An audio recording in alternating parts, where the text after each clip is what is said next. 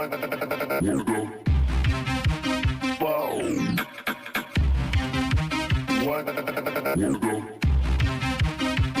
the fuck?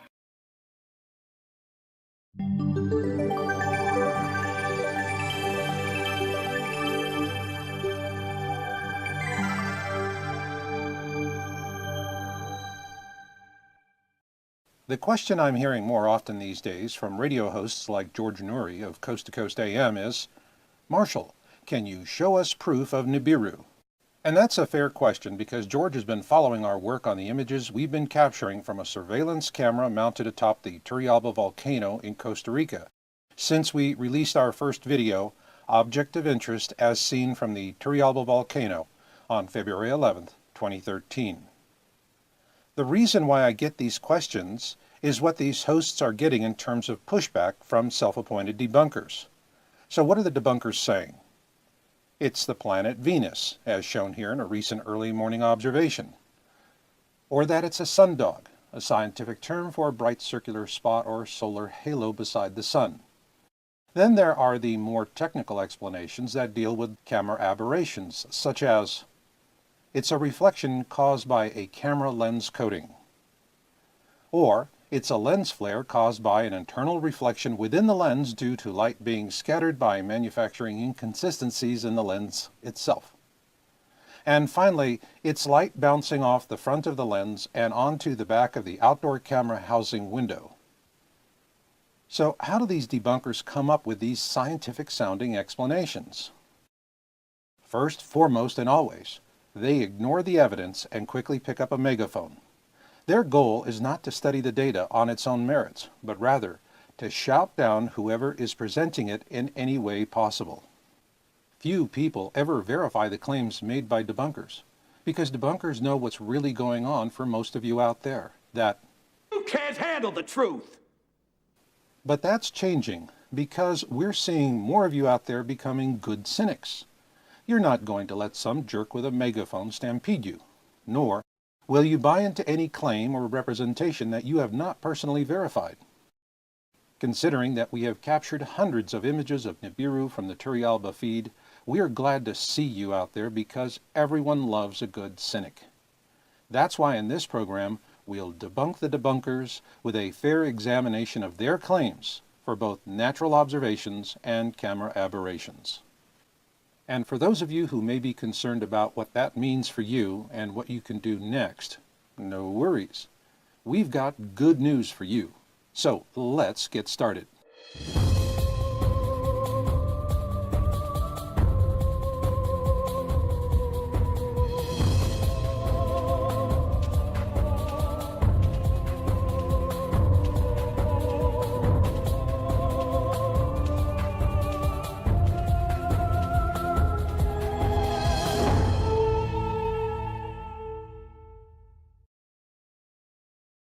A popular term in the public lexicon these days is sundogs, and this started back in 2003 when paid disinformationalists learned that the poor resolution and imaging systems of these early camera cell phones could be used to create bogus sundog images. They then used social programming to make the term sundog a trigger word, so that when folks hear it, their brains stop working. This social programming campaign ended after Apple brought out the first iPhone in 2007, due to the superior imaging capabilities of modern smartphones. However, the social programming trigger was already well entrenched by that time. So with that in mind, let's compare actual sundogs with actual images from Turrialba. Here you see an actual sundog to the left, and to the right, images from 3 different surveillance camera systems at Turrialba. Sundogs are natural observations, which means you can see what your camera sees. As you look at this series of sundog images, compare them with the Turrialba images, and you'll see no evidence of sundogs. However, this fact has never stopped debunkers and paid disinformationalists from using this powerful social programming trigger phrase. Still the same, you can see the difference with your own eyes. Another popular natural observation debunking claim is, it's Venus. Here you see a recent observation of the planet Venus. Venus is used as the most frequent debunking tactic to rationalize away the object we're observing at Turrialba, which happens to be Nibiru. This feed capture from January of this year is from the third camera system installed at Turrialba. Here you see Nibiru. But is it Venus or is it Nibiru? If you're a debunker or a paid disinformationalist, we already know what your answer will be. However, for you good cynics out there, here is all the information you need to vet our observation. To the left, you see the time zone, elevation, and coordinates. And in the upper left-hand corner of every image displayed on the Turrialba feed is a date and time stamp. Now, always remember, you're looking out to the west. So, to vet this observation, enter the data into a sky program such as Stellarium, and here's what you'll see. That Venus is not in the field of view. And in fact, you can perform this same test with every Turrialba feed image of Nibiru we've ever posted. So if we're mistaking Nibiru for Venus, our own government, let alone any honest fifth grader, could have easily debunked us. But that is not how our government responded. On June 8, 2014, we released our video Planet X 101, Nibiru Nearing. And on June 12th, the United States government responded. They had the camera at Turrialba pointed downward at the ground so that we could no longer use the feed to observe Nibiru. This is not truth, folks. It's just simple, heavy-handed suppression. If you want to understand the full scope of this deception and why these disinformation tactics are being employed, please read our article, It's Time to Look Up, at yowza.com, YOWUSA.com. With that in mind, let's move on to the next debunking category, camera aberrations.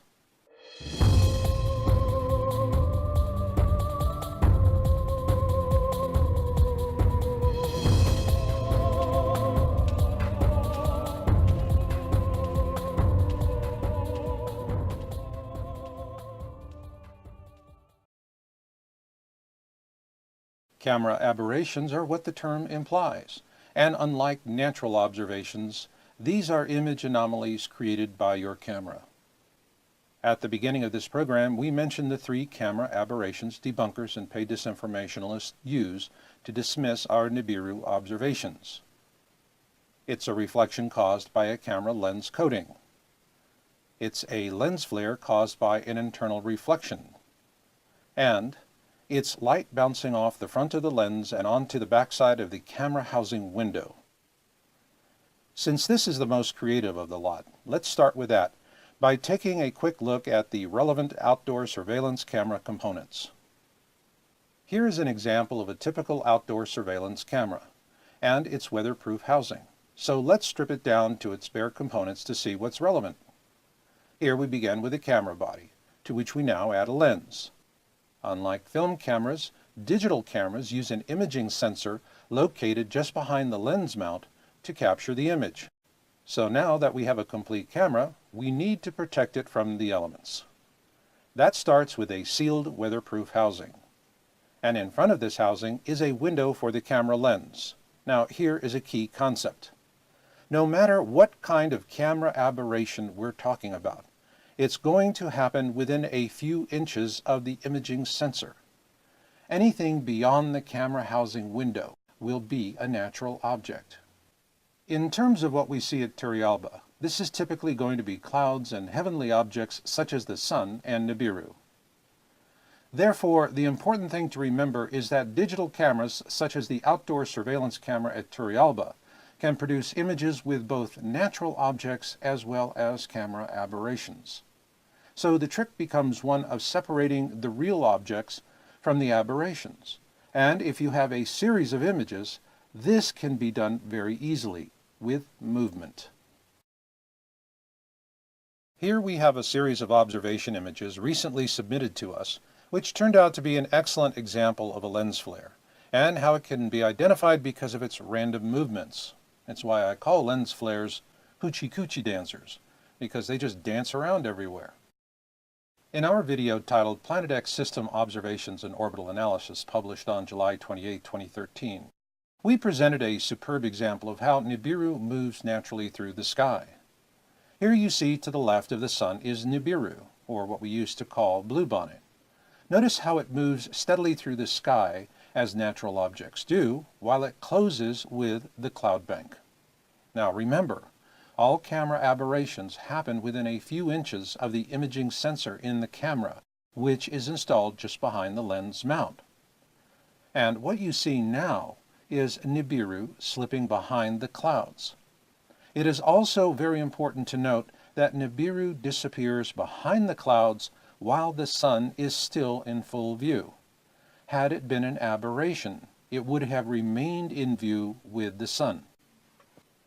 Obviously, the advantage of using a consecutive series of images to determine if your object of interest is natural or not is the best way to go.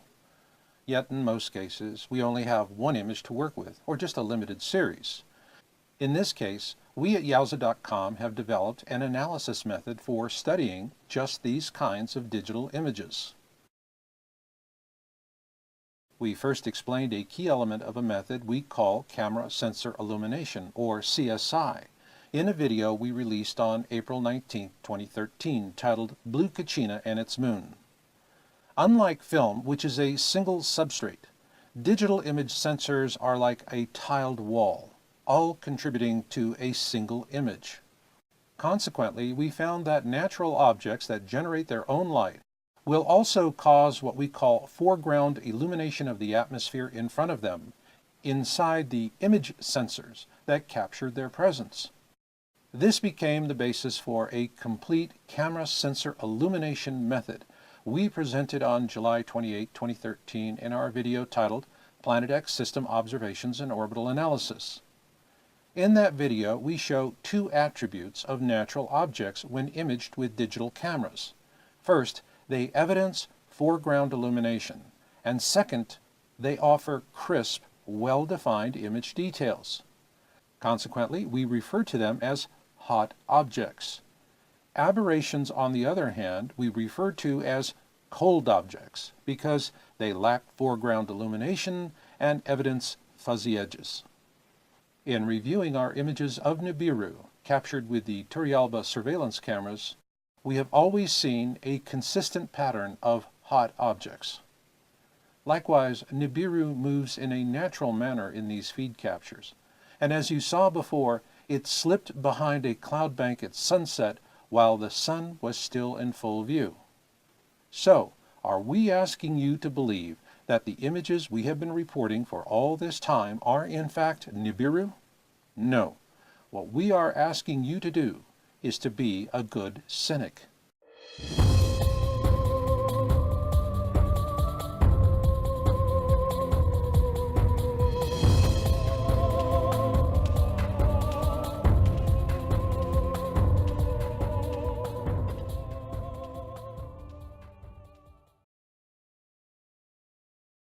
If you are new to this topic, you're no doubt wondering how much time you will need to invest to gain a mastery of it. Unfortunately, with so much disinformation out there to sort through, it can take as much as 3 years to gain a satisfying mastery of the topic. This is why we created the Planet X 101 series. The first 4 episodes in this series literally compress 3 years of independent study into just 3 hours of instruction. Complete these 4 episodes and you will have a satisfying mastery of the topic. Who, what, when, where, why, and how is the best place to start, because it is designed to give you a solid foundation upon which you can build from.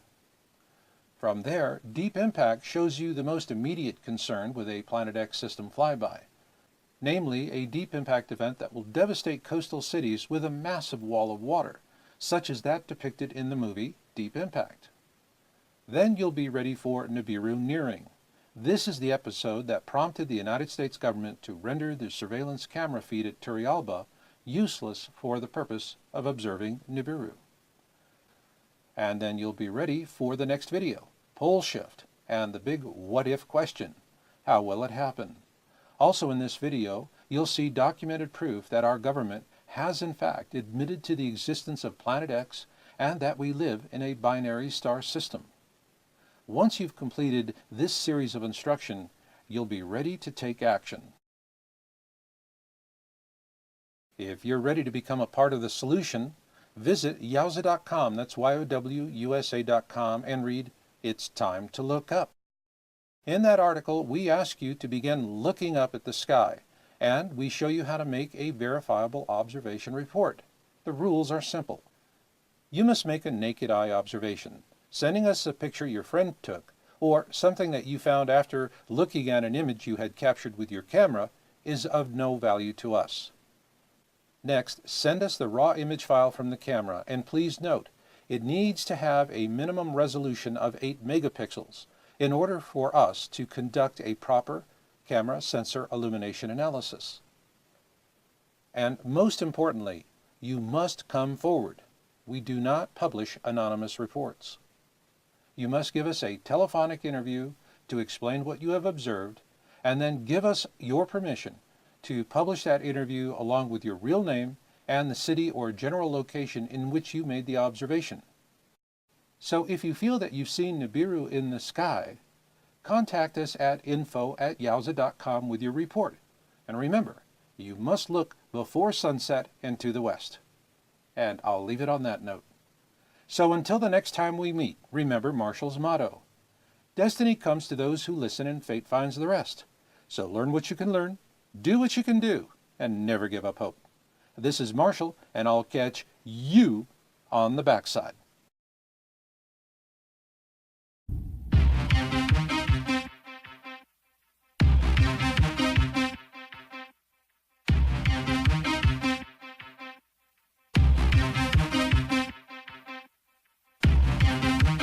What the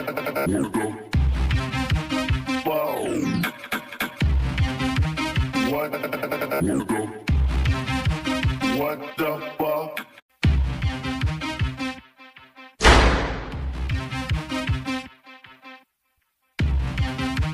What the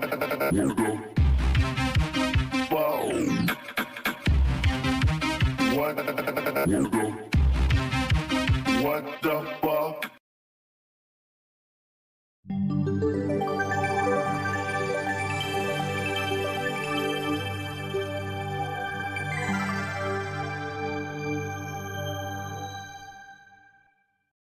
The question I'm hearing more often these days from radio hosts like George Noory of Coast to Coast AM is, Marshall, can you show us proof of Nibiru? And that's a fair question because George has been following our work on the images we've been capturing from a surveillance camera mounted atop the Turrialba volcano in Costa Rica since we released our first video, Object of Interest as Seen from the Turrialba volcano, on February 11th, 2013. The reason why I get these questions is what these hosts are getting in terms of pushback from self-appointed debunkers. So what are the debunkers saying? It's the planet Venus, as shown here in a recent early morning observation. Or that it's a sundog, a scientific term for a bright circular spot or solar halo beside the sun. Then there are the more technical explanations that deal with camera aberrations, such as, it's a reflection caused by a camera lens coating. Or, it's a lens flare caused by an internal reflection within the lens due to light being scattered by manufacturing inconsistencies in the lens itself.